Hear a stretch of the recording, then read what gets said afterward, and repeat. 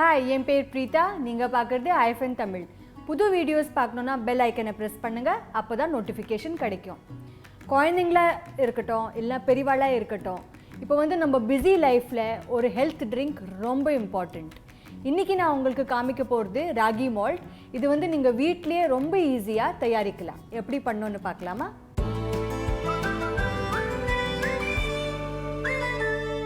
First step என்னென்னா, ஒரு பேனில் நம்ம நெய் சேர்க்க போகிறோம். இப்போ நீங்கள் பார்த்தீங்கன்னா நெய் கொஞ்சம் மெல்ட் ஆகுது. இப்போ நான் இங்கே ராகி மாவு வச்சுருக்கேன், அதை ஆட் பண்ண போகிறேன். இப்போ இதை சேர்த்துட்டு இந்த மாதிரி நம்ம இதை மிக்ஸ் பண்ணணும். இப்போ இது இந்த மாதிரி குக் ஆகிறது நம்ம என்ன பண்ணலான்னா, என்கிட்ட கொஞ்சம் பாதாம் இருக்குது, அதை நான் பொடி பண்ணி வச்சுருக்கேன், அதையும் ஆட் பண்ண போகிறேன். இப்போ இது ரெண்டுத்தையும் சேர்த்துட்டு நல்லா ஒரு 30 செகண்ட்ஸ்க்கு நம்ம குக் பண்ணலாம். இது 1 நிமிஷம் ஆயாச்சு. இப்போ நம்ம என்ன பண்ண போகிறோன்னா, இந்த ராகி கொஞ்சம் குக் பண்ண போகிறோம். அதுக்காக நான் கொஞ்சமாக தண்ணி இதில் ஆட் பண்ண போகிறேன். இப்போ இதை இந்த மாதிரி மிக்ஸ் பண்ணிவிட்டு இதை திக்காக நம்ம குக் பண்ணணும். இன்னும் கொஞ்சமாக தண்ணி ஆட் பண்ணிக்கலாம் நம்ம. அண்ட் லோ ஃப்ளேமில் இதை 1 நிமிஷத்துக்கு குக் பண்ணிக்கலாம். இப்போ இது பார்த்தேன்னா இது சேர்ந்து வர மாதிரி இருக்குது.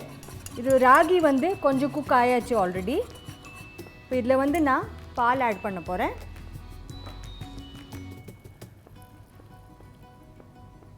அண்ட் பால் ஆட் பண்ணிவிட்டு இதை நல்லா நம்ம விஸ்க் பண்ணோம். இந்த மாதிரி மிக்ஸ் பண்ணுறது. இதில் கொஞ்சமாக ஏலக்காய் பொடி அண்ட் அதோட சர்க்கரை. உங்களுக்கு வேணும்னா நீங்கள் வெல்லம் கூட ஆட் பண்ணலாம்.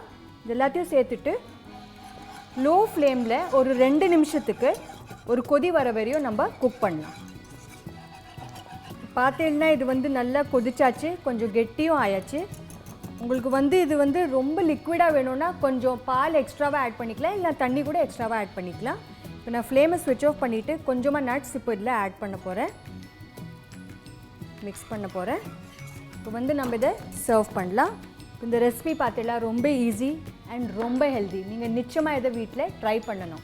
ரெசிபி பிடிச்சதுன்னா லைக், ஷேர் அண்ட் சப்ஸ்கிரைப் பண்ணுங்கள் ஐஎஃப்என் தமிழுக்கு.